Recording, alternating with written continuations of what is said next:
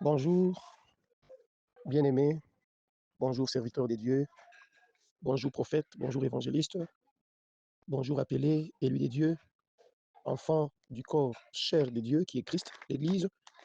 Bonjour à ceux qui n'ont pas encore fait expérience avec la parole véritable, le Seigneur des Seigneurs. Bonjour et bonne fin d'année 2024. Nous, nous avions voulu proposer quelque chose, comme Paul l'a dit, nous intercédons afin de venir auprès de vous pour ajouter ce qui manque à votre foi. L'ajout à votre foi, le message de ce jeudi 19 décembre 2024 sera pour nous l'un des piliers ou traverse du pont qui nous mène vers l'an 2025. Encore une fois, shalom et bonjour. Le Seigneur nous permet à ce que nous puissions partager un message tiré de l'exposé biblique du livre d'Habakkuk, chapitre 2, quatrième verset. Nous sommes dans la version seconde pour la lecture avant de voir quelque chose. La Bible nous dit, voici son âme s'est enflée. Elle n'est pas droite en lui, mais le juste vivra par sa foi. Mais le juste vivra par sa foi. Tel est le verset du jour, le verset d'attaque et d'entame. Et notre thème est intitulé Les mystères de la foi, les secrets cachés dans la foi. Pourquoi la foi? Sur ce thème, sur ce verset, le juste vivra par la foi, les mystères de la foi, nous avons vu que quand on lit là-bas, nous nous rendons compte que la vie est dans la foi. D'où ce thème, ce petit sujet, par le Saint-Esprit, nous amène dans 4 dimensions de profondeur avec le Saint-Esprit.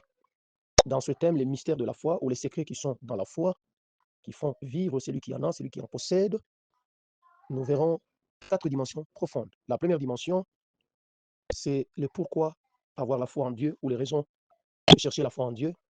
Le deuxième point, nous verrons les ennemis ou destructeurs de la foi, les éléments qui font que quelqu'un puisse faire naufrage dans sa foi et qui ne puisse plus se relever.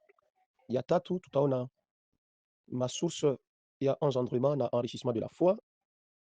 Et le quatrième point, pour mon appel, ma capacité indispensable de la foi, peut-être clôturer la conclusion à ma remède au médicament qui peut guérir la foi qui est déjà malade et qui a fait naufrage. Sans plus tarder, nous passons au premier point, c'est le pourquoi et quelles raisons qui poussent Dieu à demander à l'homme d'avoir la foi. Nous allons voir 8 petites bonnes raisons, 8 motifs ou mobiles et nécessité d'avoir la foi. La première des choses, c'est que la foi rend agréable l'homme devant Dieu. Lorsque vous regardez Hébreux 11, 6, la Bible dit, or sans la foi, il est impossible de lui être agréable. Ça, c'est la première des raisons. La foi te rend agréable. La foi nous rendra agréable. La foi nous permet d'être conformes et de plaire devant Dieu. Donc, comprenez déjà que la foi, elle est très, très nécessaire. Voilà la raison, la première des raisons qui nous pousse et nous oblige à en avoir. Donc, ça, c'est le premier élément. Deuxième élément, deuxième raison, c'est que la foi dirige, guide, oriente la vie de l'homme. Lorsque nous regardons 2 Corinthiens 5, 7, 2 Corinthiens 5, 7, nous allons comprendre qu'il y a des choses vraiment bien aimées. Il n'est pas seulement question de prier. Sans la foi, on peut prier, mais on n'a pas la foi. Cela est inutile. La foi guide. La foi oriente dans la marche que nous avons. 2 Corinthiens 5, 7 nous dit, car nous marchons par la foi et non par la vue. Notre marche est par la foi. D'où la deuxième raison d'avoir la foi. Troisième raison, la foi est une arme de protection. La foi est une arme de défense. Lorsque vous regardez Ephésiens 6, 16, cela vous amène plus loin. Nous lisons et nous comprenons qu'il ni amana sana na muhimu mtu awe na imani, sababu imani ni silaha yenye inampigania vita, yenye inamshindia na yenye inampatia ushindi. Kwa Efeso sura 6 mstari wa 16, donc Ephésiens 6, verset 16. Prenez par-dessus tout cela le bouclier de la foi avec lequel vous pourrez éteindre tous les traits enflammés du malin. Donc, on a à comprendre que kama kuna imani, quel que soit les coups du diable, utaizima, utaimaitrize na utatembea. Ni ya muhimu sana tuwe na imani mwaka huu tunapenda kuanza na mwaka huu tunapenda kumaliza, parce que traverse ni ya kawaida, ni mtu awe na imani, sababu bila imani hautampendeza Mungu, bila imani hautaona njia, bila imani vita zote zitakushinda. Le deuxième livre qu'on ajoute là, c'est 1 Thessaloniciens chapitre 5, verset 8. Nous lisons ce chapitre-là. Vite, vite, nous allons comprendre. C'est un grand enseignement et si Dieu le permet, nous allons le sortir sous forme de petites brochures afin d'en partager avec vous tous. 8 inasema, car nous vivons puisque nous demeurons fermes dans le Seigneur. Donc, nous vivons puisque nous demeurons fermes dans le Seigneur. Chapitre 3, verset 5, on a comprendre que tunaishi sababu tunaketi na tunadumu katika imani. Lakini 5:8 inatuelezea hivi, mais nous qui sommes du jour, soyons sobres, ayant revêtu des cuirasses de la foi. Alors, la foi est une cuirasse, une arme qui nous protège. Alors, imani ni silaha. Wala raison ya tatu yenye ambayo inafanya tuwe tunafai na inatubidi kuwa na imani. C'est pourquoi la Bible dit ayez la foi en Dieu. C'est pourquoi la Bible nous dit le juste vivra par la foi. Donc, tu ne vivras pas en dehors de la foi.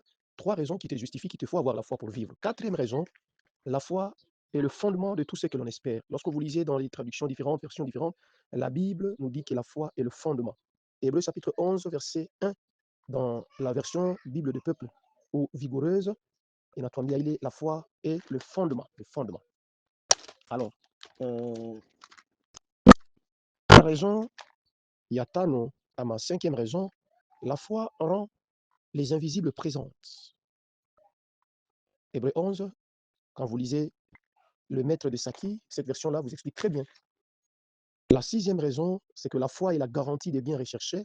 Ça, c'est dans la Bible Jérusalem, lorsque vous lisez, vous allez vous rendre compte que la seule garantie des biens, la seule garantie de la vie, la seule garantie de tout ce que vous cherchez, vous désirez, vous pousse obligatoirement à avoir la foi, car seule la foi vient avec ça aux côtés de vous. La raison numéro 7, toujours dans la définition de la foi, nous en avons déjà. Vous comprendrez que la foi, par définition, c'est un bras qui amène beaucoup de choses. La foi est le moyen de posséder la chose avant même sa visibilité. Et là, vous êtes dans la version Taube et la version Semer. Quand la Bible dit la foi, c'est être sûr de ce qu'on espère, un moyen de posséder déjà ce qu'on ne voit pas. Alors, la dernière raison, c'est que la foi est le Christ. La foi est une personne à qui l'on obéit. La foi n'est pas n'importe quoi, la foi n'est pas une chose, mais la foi est une seconde personne qui vous assiste.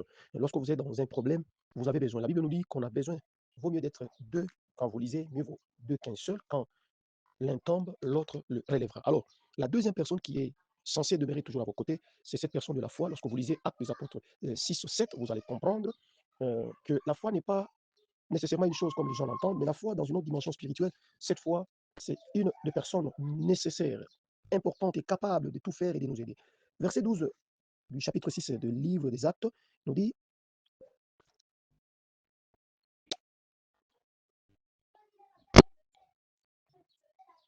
nous dit la parole de Dieu se répandait de plus en plus, le nombre des disciples augmentait beaucoup à Jérusalem, et une grande foule de sacrificateurs obéissant à la foi. Donc vous comprenez qu'on obéit à la foi, pas seulement la foi comme ce que vous entendez, mais la foi comme une personne, que beaucoup de gens donnaient leur vie. Et Hébreux 12, 2 nous confirme qu'il est lui-même l'initiateur et le chef. Cette personne-là, c'est Jésus-Christ qui est la tête. En d'autres versions, on parle de consommateur. La version Seigneur parle d'initiateur, créateur et perfectionneur de la foi. Donc, ayant les regards sur Jésus, le chef et le consommateur de la foi, qui, en vue de la joie qui lui était réservée, a souffert la croix, méprisé l'ignominie et s'est assis à la droite du trône des dieux. Donc, cela a été la première édition ou le premier point que nous avions développé sur la foi. Lorsque vous développez le livre d'Habakkuk chapitre 4, 2, verset 4, ce message a été reproduit encore dans le livre de Romains chapitre 1, verset 17, le juste vivra par la foi. Ici, il est question de découvrir les secrets, les mystères les plus profonds, cachés, incarnés, comblés dans la foi. Ce qui vous donnera la joie, qui vous fera contraint d'en avoir. Nous avons parlé de 8 raisons d'une manière synthétique. Nous avons dit, premièrement, que la foi nous rend agréable devant l'Éternel. Nous avons dit que la foi nous guide ou nous marchons par la foi et non par la vue. Donc la foi est pour nous la boussole. Troisièmement, nous avons dit la troisième raison, c'est que la foi est cette arme de protection et de défense pour tout celui qui en possède. Donc la victoire, la sécurité, la ceinture est dans la foi. La quatrième raison, nous avons dit que la foi était le fondement ou le soubassement de tout ce que l'homme espère et attend. Cinquième raison, nous avons parlé que la foi et cet élément qui nous rend invisibles, les invisibles présentent la réussite réelle et la conquête vraiment au point. La sixième raison, nous avons dit que la foi était la garantie de bien rechercher. Et la septième, la foi est le moyen ou la manière de posséder déjà la chose avant même que les gens en voient visible. Et enfin, nous avons dit que la foi est le Christ, et c'est une personne à qui on obéit. Et quand on obéit, la vie est garantie. Souvenez-vous qu'il y a une personne qui nous a dit dans la parole de Dieu, lui-même a dit, je suis le chemin, la vérité et la vie. Cette vie-là, c'est la foi. La foi n'est pas seulement ce que vous pensez, mais allons au-delà de ce qui se trouve dans la foi. Bien aimé, si vous avez été béni par cette exhortation du matin qui nous mène vers le plus grand bateau, peut-être qui sera pour vous la clé de dénichement, la clé de débouchage de tout ce que vous n'avez jamais vécu, quel que soit le nombre d'années que vous avez ici sur Terre. Imani inaweza kuwatambusha na kuwapa amani, salama na furaha. Nchi yetu ya Kongo inahitaji imani, sababu imani inaleta amani, imani inaleta uzima. Goma, 26 province yote, fazi yote watu wanalia, tunawapatia ujumbe huu, muwe na imani tu na Kongo itabarikiwa, Kongo itafunuliwa. Nyinyi mnapokuwa pale Ukraine, Gaza, monde entier, pahali pote, Syria, huko kunapokuwa mavita na vitu vya kuachana, tunawaambia ya kama imani inaweza tu, sababu imani ni mtu, imani sio kitu, imani ni mtu wa pili ambao anashindiana, anazidia mauwezo yote ya chini. Muwe na imani tu, sababu uzima wenu unadependre na imani yenu. Mungu awabariki ninyi wote. Hapa ni mtumishi wenu tu anayetumwa na Mungu.